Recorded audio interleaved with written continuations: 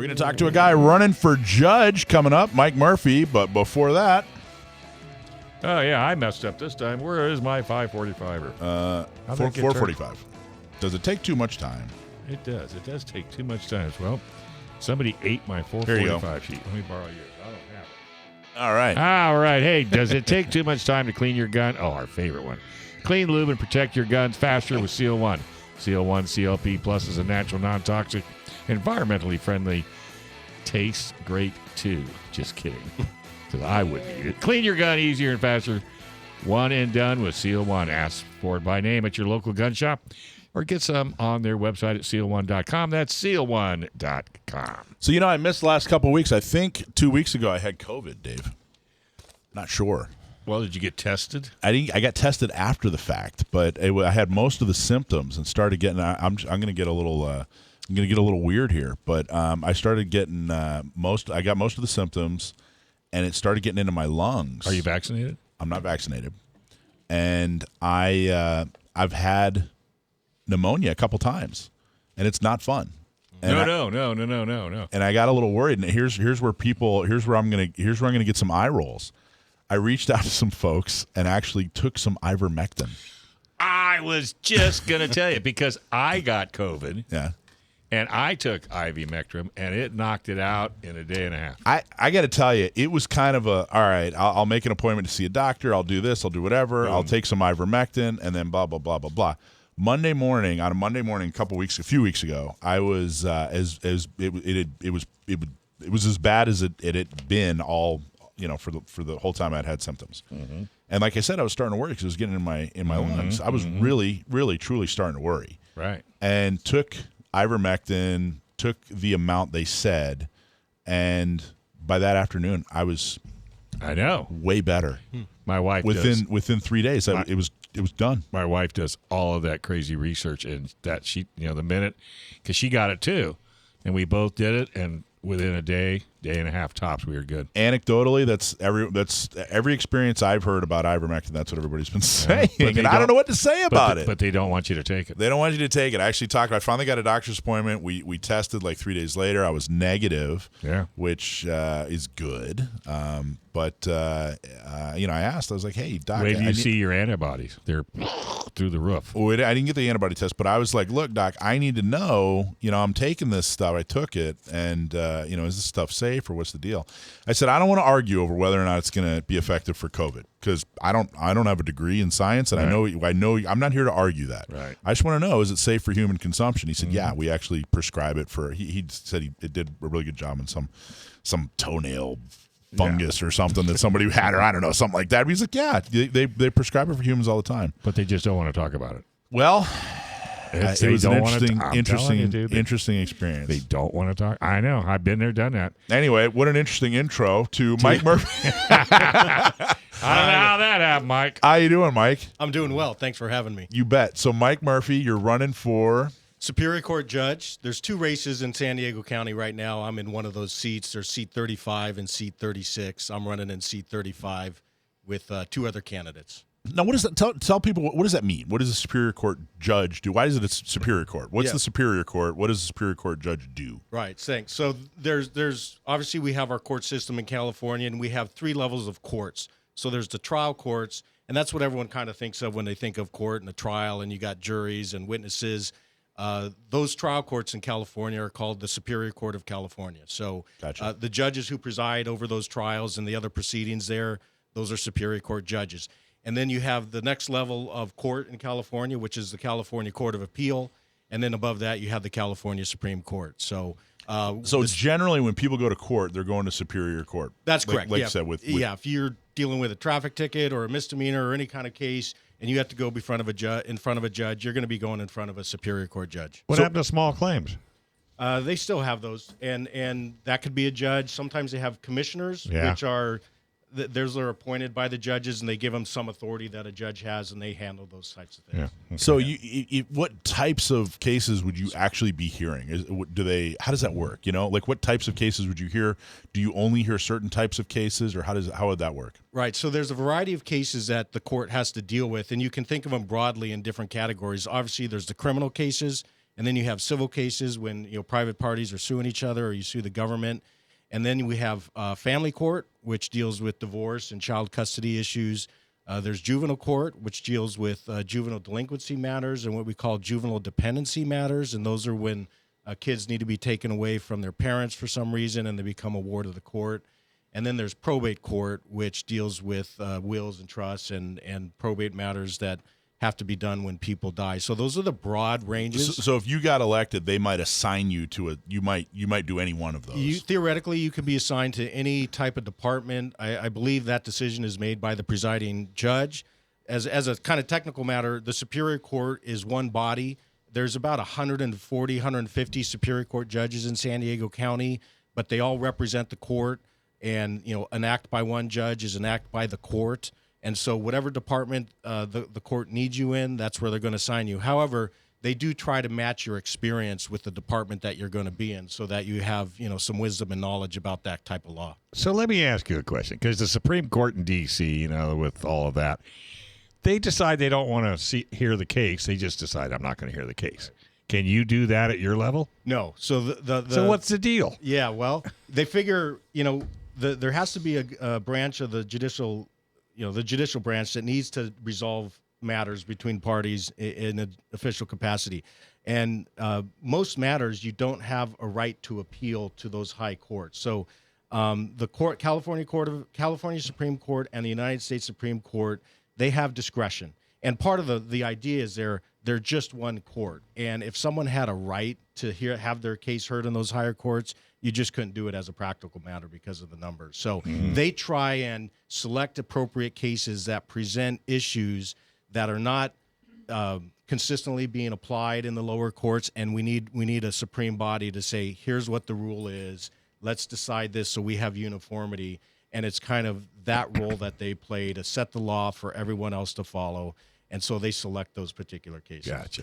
So what, I ask this question a lot, probably every candidate, and I always, people don't give me like the bumper sticker answer here. Mm-hmm. I really want to know what's the catalyst? What made you run?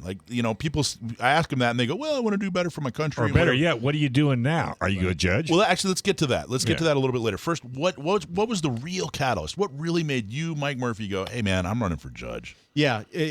I've been, and I'll talk about my experience later, but I've been a lawyer for 26 years now.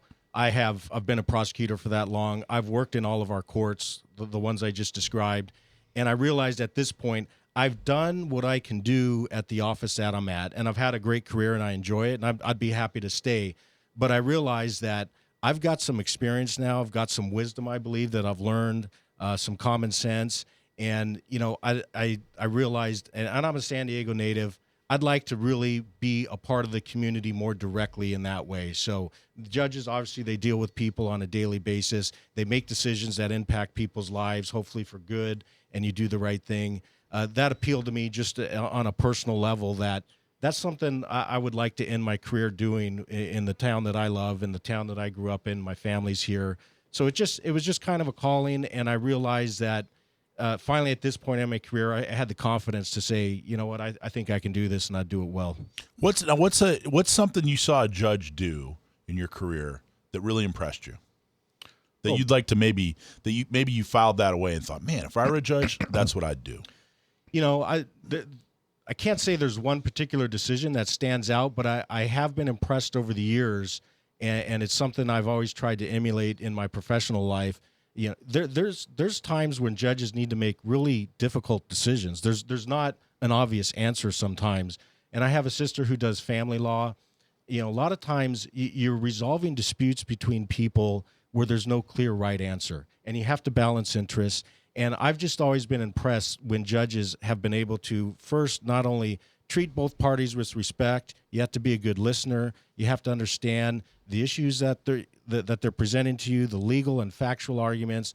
But what has impressed me with some of the judges is their ability to absorb all that information, and when you hear them tell you what they're going to do with that decision, you sit back and you think, may not make everybody happy, but that seems the right thing to do. And I've seen certain judges that just consistently have a knack for making the right call in any given circumstance. Now, San Diego County gun owners can't endorse you. It's actually really difficult for organizations to endorse judges.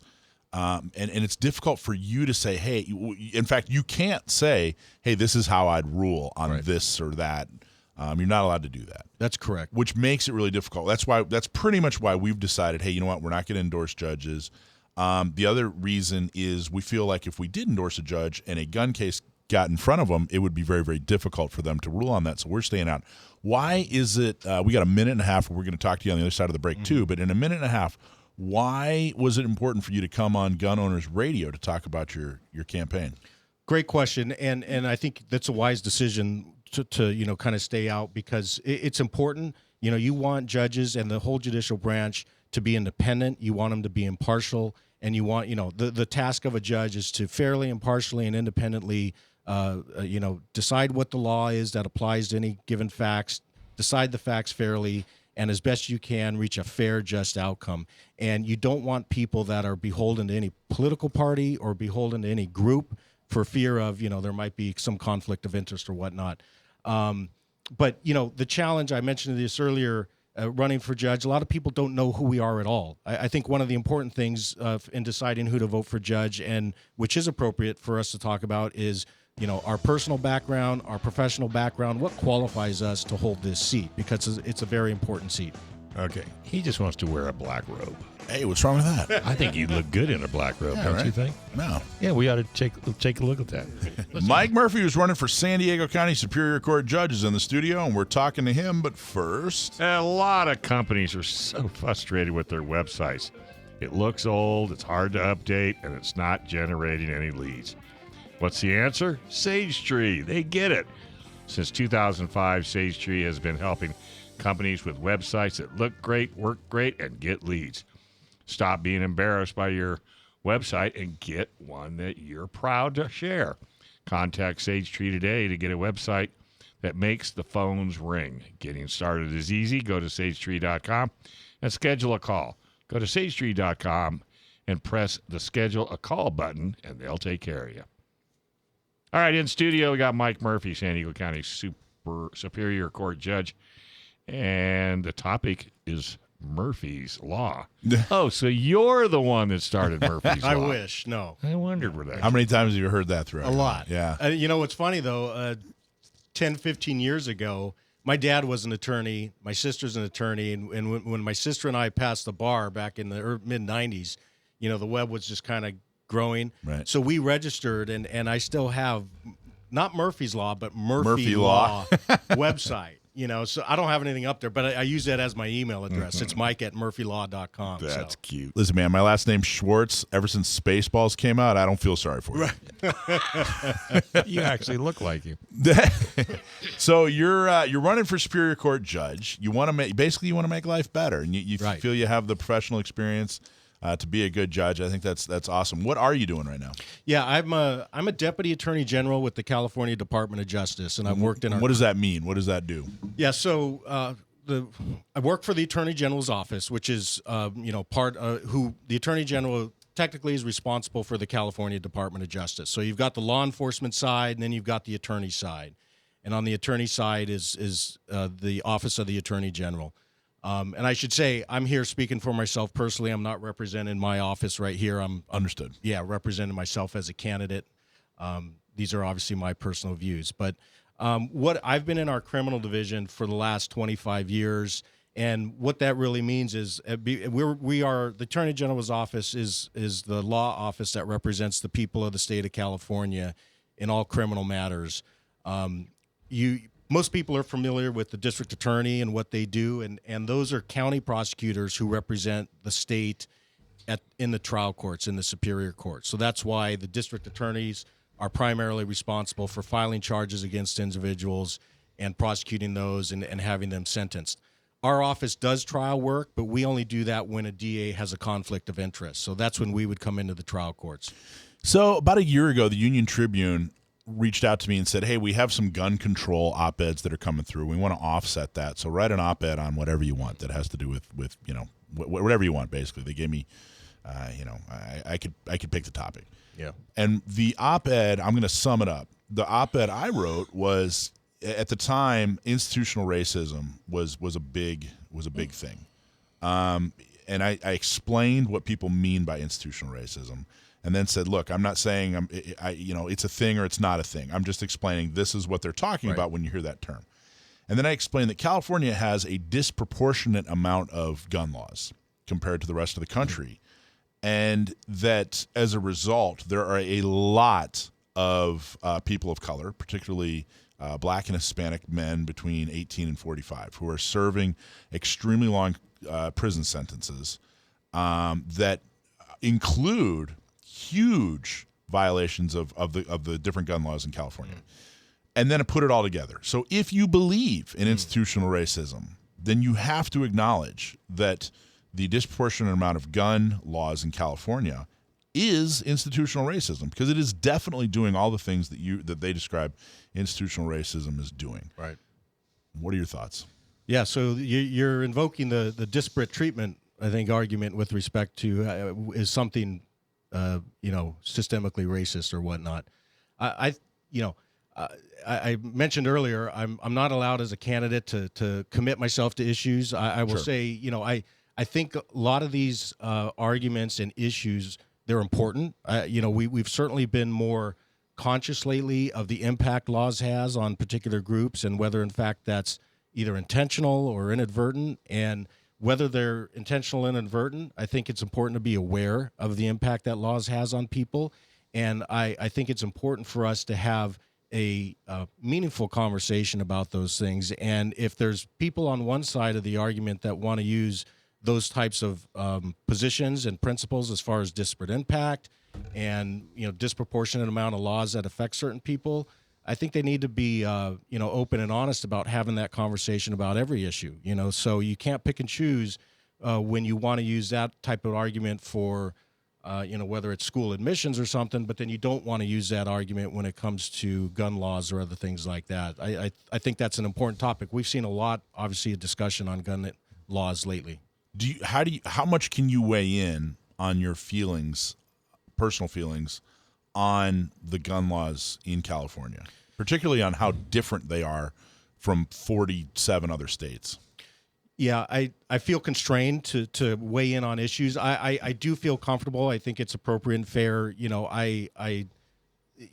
Without addressing issues and not committing to what I would rule on some issue, or if it comes before a court or anything like that. But I'm comfortable sharing some core values that I have, and I think if people gives a sense of me, and I've identified 4 that I kind of just throw out there, and I think it's broad enough. Especially doing the job that I've done, public safety is important to me. And, there can be debates about how we best achieve that, but that's something that's important to me. Protecting and upholding our constitutional rights, I think, is an important aspect of being a citizen, and certainly being in the profession I am. And even as a judge, that's one of your core functions, is to protect people's constitutional rights. And then individual liberty, which comes with individual accountability, so it's not unrestrained. And then finally, limited government. Those are kind of 4 fundamental principles that guide, I think, my perspective on issues and would guide decisions that I make. Personally, I own guns, and I think there's certainly a place for that, and there's issues that need to be worked out. But I'm glad we're having the conversations these days. Jackson's got a question for you. Absolutely. I bet I know what it is. Go for it, bud. Oh, what's your favorite gun? Good question. What? That's reminiscent of another question I remember hearing. I think I heard that earlier. Yes, yeah. I like it. Well, I have about 4 guns, and the 2 handguns that I have are both Glocks.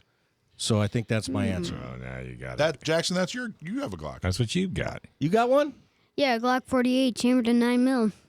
Wow, I don't think I know the exact model of mine right off the top of my head. I'm impressed. All right, Mike, 4 guns. Those are rookie numbers. We got to bump those up, man. It's not really, you know what I mean? No, you're good. You're good. So let me ask you, how much can you? Is it fair to say? I mean, you could have gone on a lot of shows. You could have reached out to a lot of organizations. Yeah. Is it fair to say that people that are listening to this radio show? Is it fair to say that if they're hearing you on this radio show for a reason, you didn't just randomly pick Gun Owners Radio, it was important for you to for them to understand that there's probably some things in common or some values in common. Is that Yes. I that's a very diplomatic way of saying, yeah, what I can't say, yes, thank you. Yes. Well, I got to throw this out there. It would seem to me if I was going to be a judge, I would make decisions on the law, and you can't put your personal feeling in it, period, can you? That's exactly right. And you know, But yet there are judges out there that do present their personal opinion. No, you've hit the nail on the head. And, you know, obviously we're all individuals. And even as a judge or as a candidate, you're not supposed to not have views and personal feelings about things. But, you know, the most important, you know, judges have a really important position of trust in the community. Right. Everybody needs to respect their decisions so that we have a stable society, right? And so I understand the importance of not being aggressively pursuing issues and causes, because when you're take the bench and you're making decisions, it's not about your personal views or personal feelings. No. It's about, you know, we have a legislative body, we have higher courts that establish the rules, and it's simply my job as a lower level court to apply those laws faithfully to the facts that are before them, and I'm absolutely committed to doing that. Well, good luck to you. I think if people listen to this, they'll get a good idea. Mike, anything for you before we say goodbye? Nope. Thank you, though. Appreciate it. Yeah, Mike absolutely. Murphy. I think I'm going to vote for Mike. I think I'm I'm voting for you, man. All right. Well, thanks very much for having me. I really do appreciate it. Oh, Absolutely. It's our pleasure. Jackson, you going to vote for him? Yep. Are you 18? Sure he is. Register early. You'll be 18. Vote often. You'll be 18 Wednesday, right? Oh, that's right. You're only 9. All right. Thanks for watching this clip from Gun Owners Radio. You can watch us live every Sunday from 4 to 6 p.m. California time, right here on our YouTube channel, or if you're in the San Diego area, you can listen to us on 1170 a.m. We're also available on your favorite podcast platform for free. Don't forget to like and subscribe so that you can help restore and protect the Second Amendment, not just in California, but across the country.